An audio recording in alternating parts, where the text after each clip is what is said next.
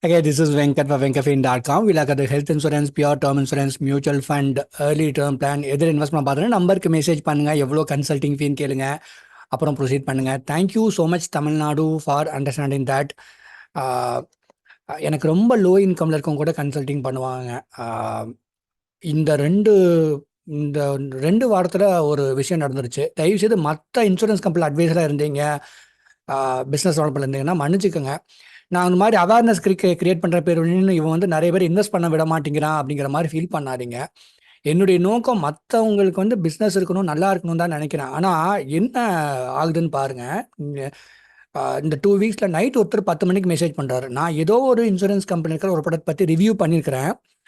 அவர் வந்து அதை பார்த்துட்டு டைரெக்டாக அந்த அஃபீஷியல் வெப்சைட்லேயோ இல்லை ஆன்லைனில் உங்களுக்குலாம் பிடிச்ச பிளாட்ஃபார்மில் போய் மாதம் 20,000 இன்வெஸ்ட் பண்ணுறாரு. அப்புறம் நேற்று ஒருத்தர் கன்சல்டிங் பண்ணுறாரு. அவர் சம்பாதிக்கிறதே மாதம் 30,000 தான். ப்ரைவசி பாலிசி இருக்குது, இருந்தாலும் இந்த மாதிரி ஸ்டேட்டஸில் இருக்கவங்க புரிஞ்சுக்கணுங்கிறக்காக இதை சொல்கிறேன். அவர் ஏர்ன் பண்ணுறதே 30,000 பெர் மந்த் அப்படிங்கும்போது மாதம் மாதம் 10,000. இந்த ஆன்லைன் பிளாட்ஃபார்மில் தான் பிரச்சனை. ஈஸியாக மந்த்லி இப்போ எங்களெல்லாம் ஏஜென்சி சேனல்னு சொல்லுவாங்க, பிளட் பேங்க் ஏஜென்ட் மாதிரி. ஹாஃப் இயர்லியாவது பே பண்ணுங்கன்னு ரெக்வஸ்ட் பண்ணுவோம். இயர்லி ஓகேவா இருக்கும். பட் என்ன பிரச்சனைனா, மந்த்லி பே பண்ணுறதுக்கு ஆன்லைன் பிளாட்ஃபார்மில் வசதி இருக்குது, இன்வெஸ்ட்மெண்ட் பண்ணிக்கலாம் இல்லையா? இவர் என்ன சொன்னார்னா, நேற்று பேசினவர், நான் வந்து கோல்டில், அதாவது சிட் ஃபண்டில் கோல்டு சீட்டு போடுவேன், அது வந்து மாதம் மாதம் 10,000 கட்டிட்டு இருந்தேன். அதே மாதிரி இந்த இன்சூரன்ஸ் கம்பெனி முதலீடு பண்ணுறேன் பண்ண போகிறது டிசிஷன் எடுக்கிறாரு. நல்ல வேலை என்கிட்ட கன்சல்டிங் பண்ணார். அப்போ பண்ணாதவங்க எத்தனை பேர் இந்த மாதிரி என் வீடியோ பார்த்துட்டு பண்ணவே கூடாதுன்னு நினைக்கிறேன். ஏன்னா 30,000 சம்பாதிக்கிறவங்க ஃபஸ்ட்டு திங் யோசிச்சு செய்யுங்க. எதுவாக இருந்தாலும் 30,000 50,000 கீழே ஏர்ன் பண்ணுறவங்கலாம். ஏன்னா இந்த இண்டஸ்ட்ரியில் எனக்கு தெரியாது, எனக்கே நாலேஜ் இருக்காது. இந்த எப்படி கால் வரும்னா, போன வருஷம் நான் 1,00,000 இன்வெஸ்ட் பண்ணேன், 50,000 இன்வெஸ்ட் பண்ணேன், இந்த வருஷம் இன்வெஸ்ட் பண்ண காசு இல்லைம்பாங்க. இன்சூரன்ஸ், லைஃப் இன்சூரன்ஸ் கம்பெனியில் சேவிங்ஸ் ப்ராடக்ட்டோ டேர்ம் இன்சூரன்ஸ் எதுவாக இருந்தாலும் ஒரு ப்ரீமியம் எவ்வளோ வருஷம் ப்ரீமியம் பேயிங் டேர்ம் இருக்கோ அந்த ப்ரீமியம் அடுத்த வருஷமும் எடுத்து வைக்கணும்ல. அது இல்லைன்னா என்ன பண்ணுவீங்க? இவர் 30,000 ஏர்ன் பண்ணுறாங்கிறாரு, ஏதோ ஒரு மாதம் நிறையா செலவாயிருது. இந்த 10,000 இல்லைன்னா இந்த கோல்டு சிட்டு போடுறவர்கிட்ட சொல்லிக்கலானே இந்த மாதம் இல்லைன்ட்டு. பட் இதை சொல்ல முடியுமா இன்சூரன்ஸ் கம்பெனியில்? அப்புறம் வந்து அது ஆட்டோ டெபிட் ஆகிறதுல என்ன ஆகுதுன்னா, பேங்க்கில் ஃபைன் போட்டுருவாங்க. அது ஒரு சில கம்பெனி என்ன ஆகுதுன்னா, இவர் ப்ரீமியம் பே பண்ண ஆசைப்படாட்டியும் பேங்க்லேருந்து 5,000 பிடிச்சிட்டே இருக்கான். அந்த பேங்க் அக்கௌண்ட் க்ளோஸ் பண்ணாதான் உண்டு. ஸோ இந்த மாதிரி பிரச்சனைகளை வந்து ஃபேஸ் பண்ணாதீங்க. தயவு செய்து லோ இன்கமில் இருக்கவங்க, அதாவது லோ இன்கம்ங்கிறது நான் 50,000 கீழேன்னே சொல்லுவேன். பட் 30,000 இன்கம்ல ரொம்பவே லோ இன்கம் தான்.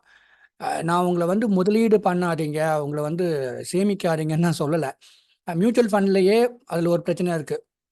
நீங்கள் பாஸ் பண்ணாட்டி ஒரு ஃபைன் மாதிரி போட்டுருவாங்க, அந்த மாதத்துக்கான எஸ்ஐபி அது போகாட்டி.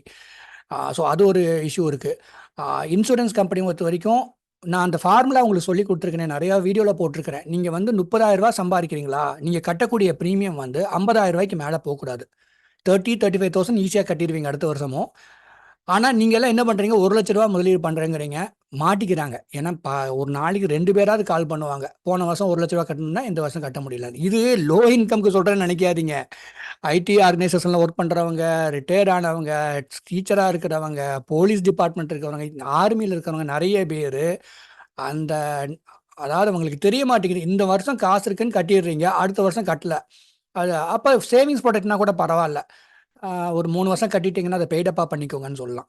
அதுலேயுமே இல்லை சரண்டர் பண்ணணும், எனக்கு காசு வேணும் கேட்டால் ஒரு 30% 50% தான் கிடைக்கும்னு சொல்லும் போது இந்த விஷயத்த நம்ம சொல்கிறோம். பட் ஒரு சில பேர் சொல்லாமல் தெரியாமல் இந்த பாலிசியில் இன்வெஸ்ட் பண்ணிடுறாங்க. ஒருத்தர் சொன்னார், எனக்கு ரொம்ப வேண்டிய என்னோட கிளைண்ட்டு, அவர் அந்த லைஃப் இன்சூரன்ஸ் கம்பெனி ஆஃபீஸ்க்கு போயிருக்கிறாரு.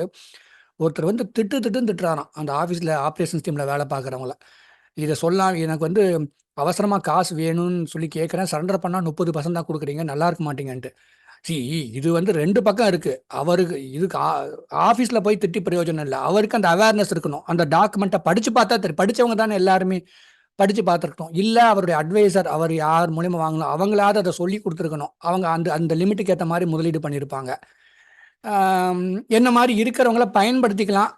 உண்மையில சர்ப்ரைசிங்காக சொல்ல போனால், நல்ல வேலையில் பார்க்குறவங்க தான். எனக்கு இந்த வேலை ஒரு விதத்தில் எனக்கு நிறையா சாட்டிஸ்ஃபேக்ஷன் கொடுக்குங்க. சரி, தேவையில்லாத ரேண்டம் கால் வந்தாலும் லோ இன்கமில் இருக்கவங்களுடைய ப்ராப்ளம் என்ன, டச் பாயிண்ட்ஸ் என்ன, நல்லா ஏர்ன் பண்ணுறவங்களுடைய ப்ராப்ளம் என்ன, டச் பாயிண்ட்ஸ் என்ன, அவங்க வந்து அவங்களுடைய மைண்ட் செட் என்ன, எல்லாமே நான் புரிஞ்சுக்கிறதுக்கு எனக்கு ரொம்ப ஹெல்ப்ஃபுல்லாக இருக்குது. அண்ட் கன்சல்ட்டிங்கிறது வந்து சும்மா ஏதோ ஒன்று வித்துட்டு போகிறது கிடையாது. அவங்களுக்கு வந்து ஃபஸ்ட்டு வேலை என்னென்னா, நாளைக்கு அவங்களுக்கு பிரச்சனை வராமல் இருக்கணும், அவங்களும் ஹாப்பியாக இருக்கணும். அதுதான் ரொம்ப முக்கியம். அதனால் நீங்கள் வந்து புரிஞ்சுக்கோங்க, ஒவ்வொரு இதுக்கும் டேர்ம்ஸ் அண்ட் கண்டிஷன் புரிஞ்சுட்டு செய்யுங்க.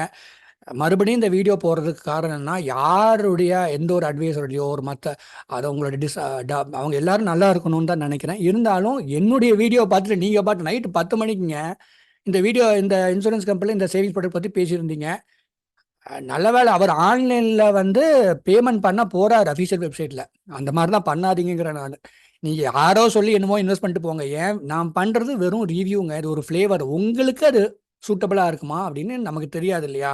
இந்த வருஷம் கையில் காசு வச்சுருப்பீங்க, அடுத்த வருஷம் எப்படி இருக்குன்னு தெரியாது. அதனால தான் அந்த ஸ்ட்ராட்டஜி சொல்லி கொடுக்குறது. மாத சம்பளம் 50,000 ரூபாயா, உங்களால் மேக்ஸிமம் இன்வெஸ்ட் பண்ணக்கூடியது 50,000லேருந்து 75,000 வரைக்கும் தான் இயர்லி கமிட்மெண்ட். அதுக்கு மேலே ஒரு ப்ராடக்டாக போய் இன்வெஸ்ட் பண்ணாதீங்க. ஒரே ப்ராடக்ட்டில் 5 லட்சம் ஒருத்தர் ஆந்திராக்காரர் 5 லட்சம் இன்வெஸ்ட் பண்ணுறேன்னாரு. 20 லட்ச ரூபா ஆனுவல் இன்கம். நான் வாங்க மாட்டேன் சார்ன்ட்டேன். அப்புறம் இந்த வருஷம் கையில் காசு கிளம்பிங்க, அப்புறம் அடுத்த வருஷம் இல்லாம்பீங்க, தேவையில்லாமல் வீணாக போகும் அப்படின்ட்டேன் நான். நம்ம வந்து உண்மையாக இருக்கணும்னு நினைக்கும் போது நம்மளுமே ஏர்ன் பண்ண முடியாது. ஆனால் நான் என்னுடைய பேச்சால் மற்றவங்களை பிஸ்னஸ் கிடக்கூடாதுன்னு நினைக்கிறேன். நான் டார்கெட் பண்ணுறது இவங்களா மனசுக்குள்ள ஒன்று கற்பனை பண்ணிவிட்டு இவங்களா போய் அஃபீஷியல் வெப்சைட்டில் ஆன்லைனில் மாதம் மாதம் கமிட்மெண்ட் எல்லாம் வாங்குறாங்க. எங்களெல்லாம் ஏஜென்ட்டும்பாங்க, பிளட் பேங்க் ஏஜென்ட் மாதிரி. எங்களுக்கெல்லாம் வந்துட்டு மோஸ்ட்லி இந்த ஹாஃப் இயர்லி இயர்லி தான் வந்து பாசிபிளாக இருக்கும். இந்த ஆன்லைன் பிளாட்ஃபார்மில் மாதம் கட்டுற வசதி இருக்குது. ஆனால் உங்கள் கமிட்மெண்ட்டை நீங்கள் பார்த்துக்குங்க. இப்போ நேற்று ஒருத்தர் நைட்டு 9:30 மணிக்கு 15,000 வந்தால் பையன் சம்பாதிக்கிறான் சார், அதாவது மாதம் 2,000 ரூபா இன்வெஸ்ட் பண்ண முடியுமான்னு கேட்டார். இருக்குது சார், அந்த மாதிரி ஒரு சில லைஃப் இன்சூரன்ஸ் கம்பெனியில் வாங்குறாங்க. கொஞ்சம் உங்கள் சன்னுடைய சேலரி இன்க்ரீஸ் ஆகட்டும், ஒரு 20, 25 வந்து டச் பண்ணட்டும், கொஞ்சம் வசதியாக அவர் இன்வெஸ்ட் பண்ணிக்கணும். எங்கேயாவது போய் லாக் ஆகிட்டு ஒரு மாதம் கட்டுறதுக்கு காசு இல்லை. நான் இந்த காலத்தில் 15,000 ரூபா வச்சு எப்படிங்க மேரிட் மேன் சமாளிப்பார் 50 வயசான அம்மா பாரியை வச்சுட்டு? கொஞ்சம் அவர் சேலரி இன்க்ரீஸ் ஆகட்டும் சார் அப்படின்னா நான். அதாவது எத்தனை நிமிஷம் ஆயிருக்கும்னு நினைக்கிறீங்க? அவர் வந்துட்டு ஏதோ ஒரு பாலிசியில் ஏதோ ஒன்று போட்டு விடுங்க, இல்லாட்டி ஒரு மியூச்சுவல் ஃபண்டில் போட்டு விடுங்கன்னு எனக்கு சொல்கிறதுக்கு. மற்றவங்களுக்கு வந்து கஷ்டம் வராமல் இருக்கணும். Okay, I am bad, I am charging a consulting fee இல்லைங்களா? பட் இருந்தாலும் நீங்கள் பேசினா தானே, பேசலைன்னா ஒன்றுமே கிடையாது. இருக்கிற சொல்கிற விஷயத்த மாத்திரம் நீங்கள் தயவுசெய்து கேட்டுக்கோங்க. Thank you so much. நல்லா இருங்க. Good luck to you. நல்லா இருங்க.